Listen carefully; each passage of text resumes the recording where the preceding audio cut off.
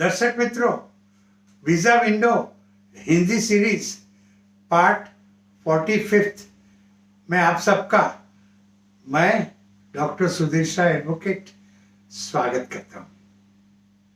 दर्शक मित्रों, अमेरिका जाने के लिए लोग कितना झूठ करते हैं, झूठे डॉक्यूमेंट्स देते हैं, फॉर्म DS 160 में गलत बातमी देते हैं, सच्ची बातमी छुपाते हैं। B1 B2 वीजा मिला तो अमेरिका जाके फिर वापस नहीं आते, वहीं इलीगली रह जाते हैं। स्टूडेंट वीजा पे जाते हैं और फिर वहां इलीगली काम करते हैं। H1 वीजा पे जाते हैं तो फिर नौकरी खत्म होने के बाद भी वापस नहीं आते हैं। L1 वीजा पे भी ऐसा करते हैं, P3 वीजा, R1 वीजा, अरे क्या क्या गलत काम नहीं करते हैं। पड़ोसी के बच्चे को अपना लड़का दिखा के ले जाते हैं, एडॉप्शन डीड करते हैं। लेकिन पिछले हफ्ते मेरे पास एक युवान आया, 27-28 साल का था। उसने अमेरिका जाने के लिए जो किया ना, वो बाप रे, मैं आपको सुनाता हूं। ये लड़का गुजरात का 27-28 साल का कुंवारा, पढ़ा लिखा था, उसको अमेरिका जाना था। अब उसका बड़ा भाई अमेरिका में था, सिटीजन था। वो उसके लिए पिटीशन दाखिल करेगा तो उसको कम से कम 15-20 साल ठहरना पड़ेगा, क्योंकि पिटीशन अप्रूव तो हो जाएगा 1 साल के अंदर, लेकिन करंट होने में, इमिग्रेंट वीजा मिलने में इतने साल ठहरना पड़ता है। वो ग्रेजुएट था तो उसके लिए H1B की ट्राई की, लेकिन नहीं मिला। 2 दफे पिटीशन दाखिल हुए लेकिन नहीं मिला। वो लॉटरी में उसका पिटीशन एक्सेप्ट नहीं हुआ। वो यहाँ तो कोई बिजनेस करता नहीं था, इसलिए आंतर कंपनी ट्रांसफर ही L1 वीजा उसको नहीं मिल सकता है। पुजारी नहीं है कि R1 वीजा पे जा सके, एक्टर नहीं है कि P3 वीजा पे जा सके। ऐसा कोई एक्स्ट्राऑर्डिनरी भी क्वालिफिकेशन नहीं थी कि O1 वीजा पे वहां जा सके। तो अब अमेरिका जाए तो कैसे जाए? EB-5 प्रोग्राम के हेठल अगर उसको जाना है तो $9 लाख इन्वेस्ट करना पड़ता है, और वो भी करने के बाद 3-4 साल के बाद ग्रीन कार्ड मिलता है, और फिर वो ग्रीन कार्ड परमानेंट होवे तभी उसके पैसे वापस मिलते हैं। और इतने $9 लाख तो कहां से, वो नहीं, उसके पास नहीं थे।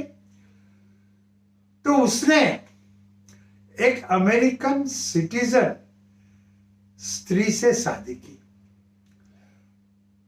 वो औरत यहां इंडिया आई, उसने इसके साथ रजिस्टर्ड मैरिज किए। स्पेशल मैरिज एक्ट के जरिए 21 दिन की नोटिस देके रजिस्ट्रार के सामने जाके, रजिस्टर ऑफ मैरिज के सामने वो दोनों ने सिग्नेचर की रजिस्टर में, कानूनन शादी की। 2 विटनेस थे, उन्होंने भी शादी की, विटनेस की सही की, फोटोग्राफ्स निकाले, हनीमून पे भी जाके आए, और फिर वो US सिटीजन औरत ने अमेरिका जाके इसके, ये लड़के के लिए पिटीशन दाखिल किया। 1 साल के अंदर वो पिटीशन अप्रूव भी हो गया। अब जो अमेरिकन सिटीजन के साथ शादी की है और उसके जरिए इमीडिएट रिलेटिव कैटेगरी के जरिए जो पिटीशन दाखिल करते हैं, उसके नीचे जो इमिग्रेंट वीजा मिलता है वो कोटा से बंधन से सीमित नहीं है। तो ये लड़का जैसा पिटीशन अप्रूव हुआ कि वीजा लेने बॉम्बे कॉन्सुलेट गया। कॉन्सुलेट ने देखा, कह रहे सब बात ठीक है, लेकिन फिर जब उसने वो औरत का, उसकी वाइफ का बर्थडे देखा, तब उसे पता चला कि ये लड़का 27 साल का है और वो औरत 52 इयर्स 52 साल की है, उससे दुगनी उम्र की है। अच्छा, वो जो औरत थी अमेरिकन सिटीजन, वो डिवोर्सी थी, 52 इयर्स की थी। उसके 2 बच्चे थे, एक बच्चा तो 17-18 साल का था। कानूनन तो सब ठीक ठाक था, दोनों बालिग थे। उसने डिवोर्स कोर्ट से लिए हुए थे, कोर्ट के डिवोर्स की डिक्री थी। ये लड़का भी 21 साल से ज्यादा था और शादी करने के लायक था। वो ही इसका पहला मैरिज था। वो लोग ने रजिस्टर ऑफ मैरिज के सामने सब विधि करके शादी की थी। हनीमून में भी गए थे, वहां के फोटो भी देखे, इंटीमेट फोटो भी थे।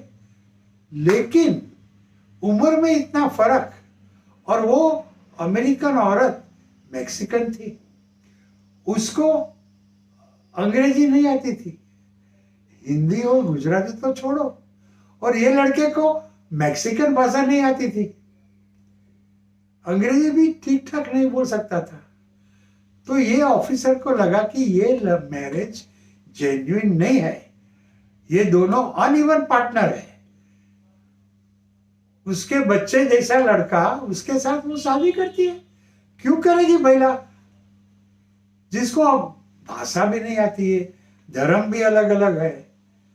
तो वो ऑफिसर को लगा कि ये शादी सच्ची शादी नहीं है।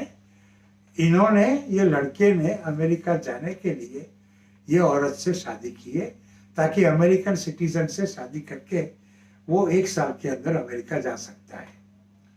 तो वो ऑफिसर उसका इमिग्रेंट वीजा का पिटीशन डिनाई भी नहीं कर सकता है, क्योंकि वैसे तो सब ठीक ठाक था, पिटीशन अप्रूव भी हुआ था। तो उसने उसका पिटीशन एडमिनिस्ट्रेटिव प्रोसेस में रखा। बोला कि हम लोग को कुछ जांच पड़ताल करनी है, कुछ इंक्वायरी करनी है, हम आपको फिर थोड़े दिन के बाद बुलाएंगे। फिर ये ऑफिसर ने अपने आदमी को भेज के तलाश की, तो पता चला कि ये लड़का की तो एक लेडी फ्रेंड है, उसकी उम्र की है, उसकी जात वाली है, वो दोनों प्यार करते हैं, 2 साल से साथ में घूमते भी है।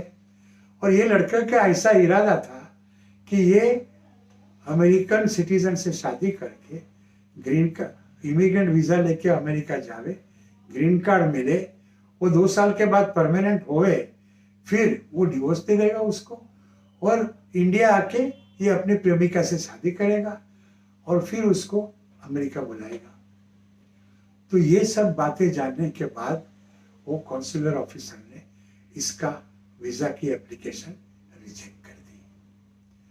तो दर्शक मित्रों, अमेरिका जाने के लिए लोग क्या क्या करते हैं, अपनी माँ की उम्र की औरत से शादी करते हैं।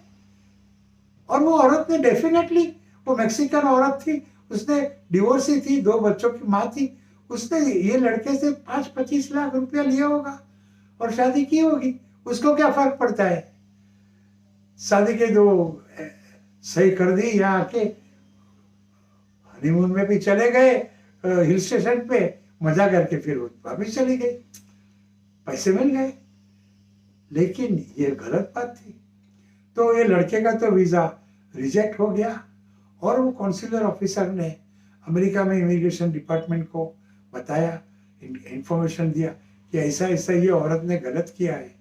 तो the marriage fraud amendment act, उसके जरिए ये औरत को 6 महीने की जेल और $10,000 का जुर्माना हुआ।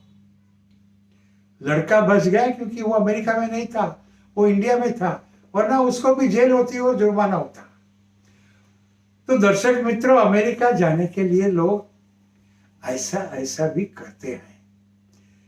माना कि अमेरिका बहुत अच्छा देश है, आप वहां जाएंगे तो आपको वहां बहुत सी अपॉर्चुनिटी मिलेगी, आपका प्रोग्रेस होगा, स्काई इज द लिमिट, खूब पैसे कमाओगे आप। लेकिन ऐसा करके, इतना झूठ बोल के, माँ की उम्र की औरत से शादी करके, और ऐसा करने में पकड़े गए, तो वो जो कानून है ना, the marriage fraud amendment act, उसके जरिए 5 साल की जेल और $50,000 तक का जुर्माना हो सकता है। तो दर्शक मित्रों, आपको अमेरिका जाना है तो ऐसा गलत काम मत करना। अमेरिका जाने के लिए कई रास्ते हैं। नॉन इमिग्रेंट वीजा है, इमिग्रेंट वीजा है। नॉन इमिग्रेंट वीजा में भी कई प्रकार है, वो उसके ऊपर अमेरिका जाके भी आप वहाँ परमानेंट रह सकते हैं। इमिग्रेंट वीजा के भी कई प्रकार है। तो आप इसकी जानकारी लो और फिर जो सही वीजा आपके लिए है उसके जरिए एप्लीकेशन करो। अगर वो कोई वीजा के लिए आपकी लायकात नहीं है तो वो लायकात बनाओ और फिर जाओ, लेकिन ऐसा गलत काम मत करो। कई ऐसे किस्से हुए हैं कि जिसके अंदर ऐसा गलत करके इंडियंस अमेरिका में गए हैं। पहले तो उनको 2 साल का कंडीशनल ग्रीन कार्ड मिलता है, 21 महीने के बाद दोनों को साथ में अर्जी करके वो ग्रीन कार्ड परमानेंट कराना होता है। तभी वो औरत कोऑपरेट नहीं करती है, बोलती है मुझे और पैसा दो, नहीं तो मैं तुम्हारे साथ नहीं आऊंगी एप्लीकेशन करने में, तुम्हारा ग्रीन कार्ड कायम करने में। उसको ब्लैकमेल करती है और पकड़े गए तो जेल होगी, दंड होगा। तो आप मेहरबानी करके अमेरिका जाना है तो ऐसा काम, ऐसा गलत काम मत करना, मत करना, मत करना। आपको अगर अमेरिका जाना है, आप कौन से वीजा के ऊपर अमेरिका जा सकते हैं, अगर आपको ये बात की जानकारी नहीं है तो आप टेंशन मत लेना। मैं हूं ना, मेरे पास आओ, मैं आपको कानूनी तरह से अमेरिका कैसे जाना है वो दिखाऊंगा। और मेरा अगर संपर्क करना है तो मेरा ईमेल है sudhir.shah1940@gmail.com SudhirShah1940@gmail.com। दर्शक मित्रों, गलत काम मत करना। अगर काम एक दफे गलत किया तो वो हमेशा आपको तकलीफ देगा।